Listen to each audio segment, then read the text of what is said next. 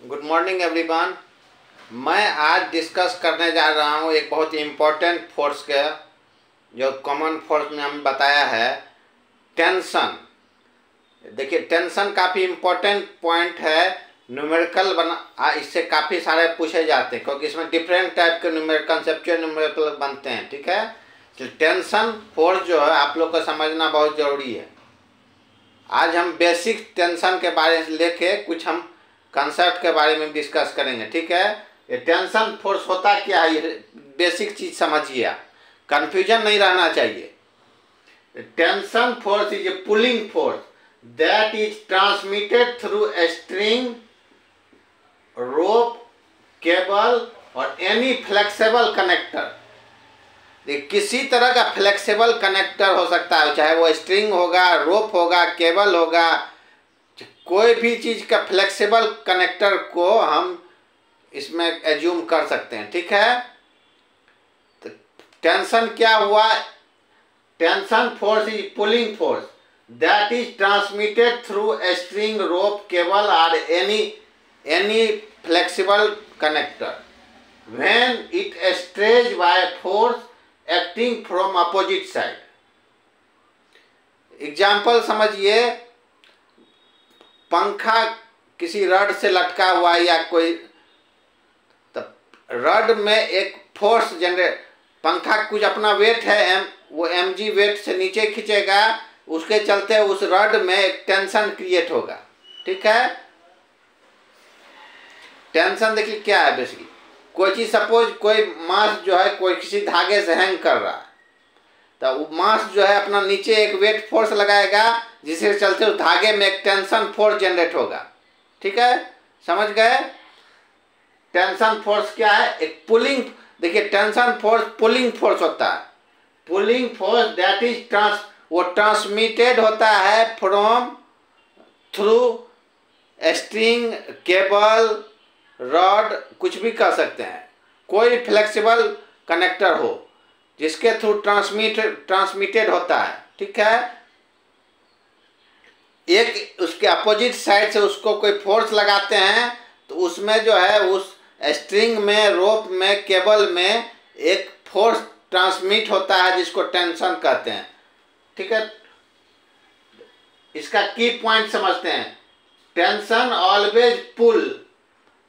Tension जो होता है हमेशा पुल के चलते होता है, पुश के चलते नहीं होता है। सपोज देखिए, कोई धागे से यदि कोई चीज हैंग कर रहा है, तो नीचे पुल कर, वेट जो है धागे को पुल कर रहा है, जिसके चलते टेंशन क्रिएट हो रहा है। यदि उसी वेट को हम पुश करेंगे ऊपर, तो टेंशन होगा? नहीं होगा। इसलिए tension always pull, never push. ठीक है, दूसरा पॉइंट देखिए, it's acts along the string. हमेशा ये स्ट्रिंग के अलोंग या रोप और केबल के अलोंग ही ये मूव करता है। इसका डायरेक्शन जो होता है ऑब्जेक्ट्स के अपोजिट होता है। देखिए, कोई धागे से यदि लटका हुआ है कोई वेट, तो टेंशन का डायरेक्शन होगा वेट के अपोजिट होगा। ठीक है, ऊपर की तरफ हमेशा ऑब्जेक्ट के अपोजिट होता है डायरेक्शन टेंशन का। ठीक है, ये कुछ की पॉइंट हम बताए।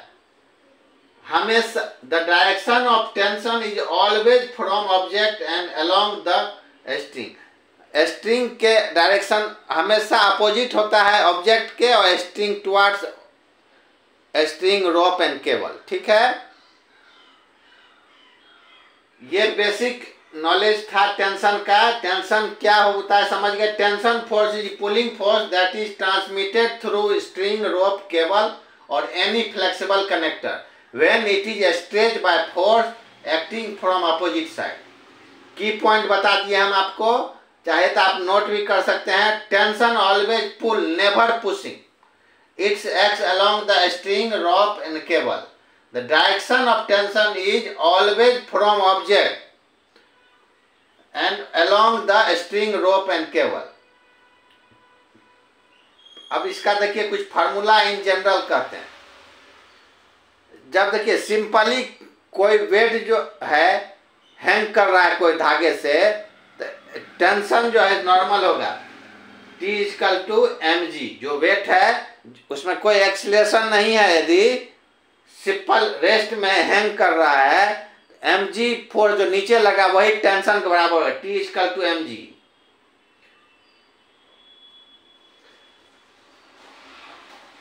कोई भी ऑब्जेक्ट पे नेट फोर्स होता है वो ma के बराबर होता है।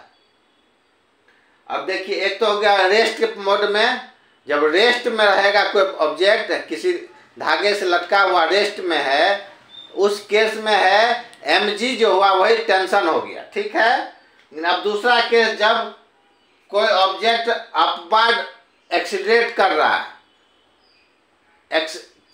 एक तो केस हो गया जब सिंपली किसी धागे से कोई ऑब्जेक्ट हैंग कर रहा है, mg जो हुआ, नीचे जो mg फोर्स लग रहा है वही ऊपर टेंशन हो गया।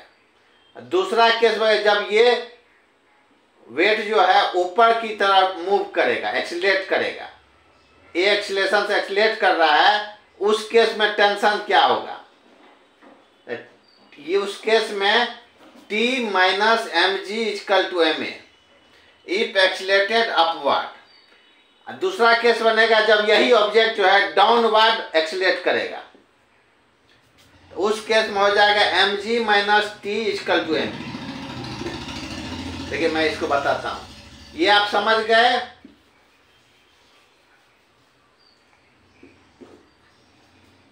जब ऑब्जेक्ट अपवर्ड एक्सीलरेट करेगा उस केस में T minus mg equal to ma होगा। जब यही ऑब्जेक्ट डाउनवर्ड एक्सीलरेट करेगा तो वो होगा mg minus T equal to ma। ये बेसिक कंसेप्ट है, ठीक है। अब दूसरी एक और, आप जब कोई ऑब्जेक्ट जो है कोई धागे हॉरिजॉन्टल सरफेस पे, सपोज कोई हॉरिजॉन्टल सरफेस पे हम किसी चीज को पुल कर रहे हैं, कोई वेट है mg, m वेट है, इसको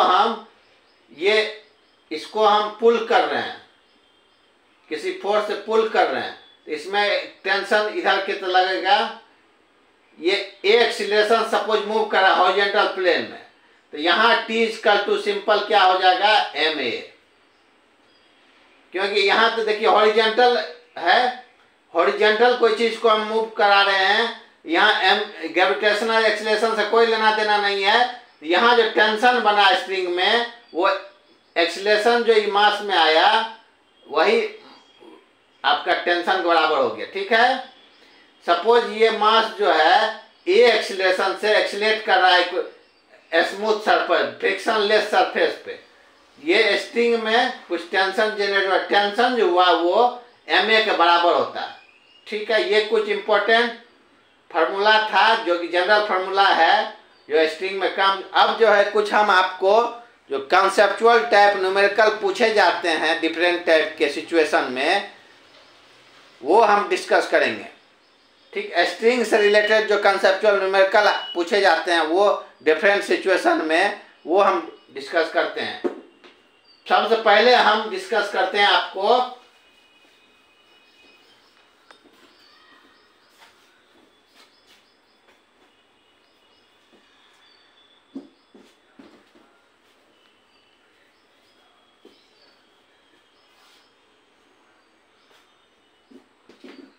टू मासेस, देखिए टू मासेस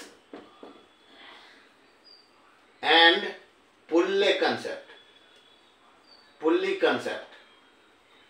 देखिए इसमें क्या होता है, एक पुल्ली होता है, उसमें दो मास हैंग रहता है, एक इधर एक इधर। इसको हम m1 मास मान लेते हैं, इसको m2 मान लेते हैं, और इसको ये एज्यूम करते हैं, assume m2 greater than m1। m2 मास जो है वो m1 से बड़ा है। जब ये ज्यादा है इसका मतलब ये इसको अपने तरफ खींचेगा। इसको हम एक और आइडियल कंडीशन मानते हैं। इसमें आइडियल कंडीशन का मतलब होता है ये जो स्ट्रिंग है जिससे दोनों मास बंधा हुआ है उसमें कोई वेट नहीं होता है, और ये जो पुल्ली है इसमें कोई फ्रिक्शन नहीं, इसको आइडियल कंडीशन कहते हैं। आइडियल कंडीशन में जो टेंशन पुल्ली के इस साइड होगा वही टेंशन पुल्ली की इस साइड भी होगा। पूरे रिंग स्ट्रिंग में जो है एक ही टेंशन होगा, लेकिन डायरेक्शन देखिए, इसका डायरेक्शन ऊपर की तरफ, मान ऑब्जेक्ट के अपोजिट होगा, टी ऊपर, इसमें भी टी इधर होगा, ठीक है, लेकिन इक्वल होगा। अब देखिए ऐसे पहले हम जनरल फॉर्मूला आपको बता दिए हैं।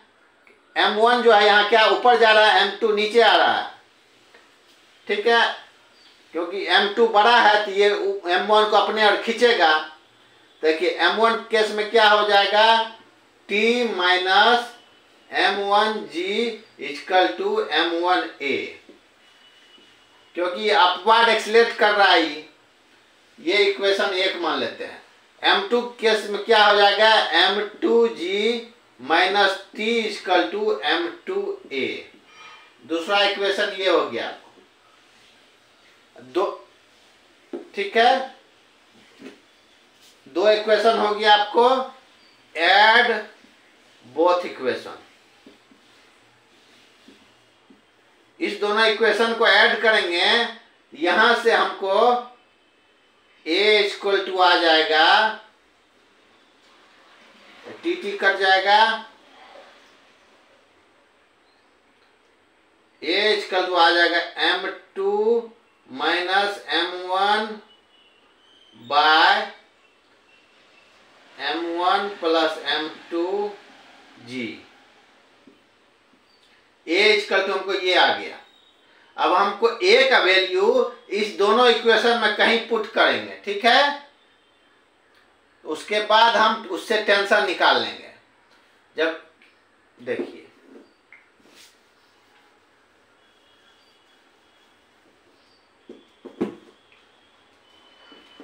पुट वैल्यू ऑफ a मतलब एक्सीलरेशन इन इक्वेशन 1, तो क्या हो जाएगा, देखिए यहां से t बराबर हो जाएगा आपको m1g प्लस m1, a का वैल्यू पुट कर रहे हैं यहां से m2 minus m1 by m1 plus m2g, ठीक है।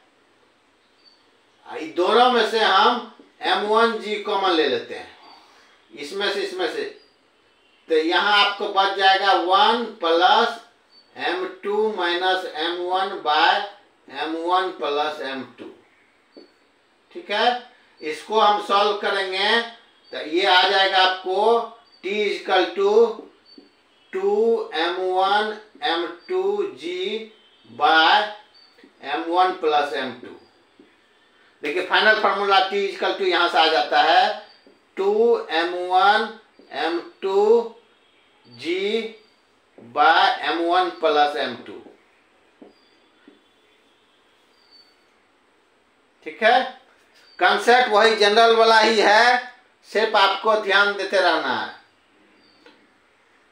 इस तरह का कोई भी सिचुएशन का आपको हम आपका कंसेप्ट डिस्कस करेंगे। डिफरेंट कंडीशन जो पूछे जाते हैं टेंशन में, आपको सारा हम कंसेप्ट डिस्कस करेंगे, ठीक है। एक अभी हमने 2 मास पुल्ली कंसेप्ट डिस्कस किया, फिर हम इंक्लाइंड में डिस्कस करेंगे, जिस तरह का न्यूमेरिकल आप लोग से पूछा जाता है, ठीक है, जिससे आप लोग का कोई कंसेप्ट क्लियर, सारा कंसेप्ट क्लियर रहे। सिर्फ देखिए बेसिक कंसेप्ट सब में एक ही रहता है, ये सारे न्यूटन्स लॉ के अंदर ही है, ठीक है। ये जितने जनरल फॉर्मूला बने सारा न्यूटन्स लॉ के कंसेप्ट पे ही बने हैं। बेसिक कंसेप्ट आप लोग क्लियर रहना चाहिए, आप कोई भी न्यूमेरिकल बना सकते हैं। समझ गए कैसे डिराइव हुआ? हम कुछ और कंसेप्ट लेके डिस्कस करते हैं, ठीक है। Thank you.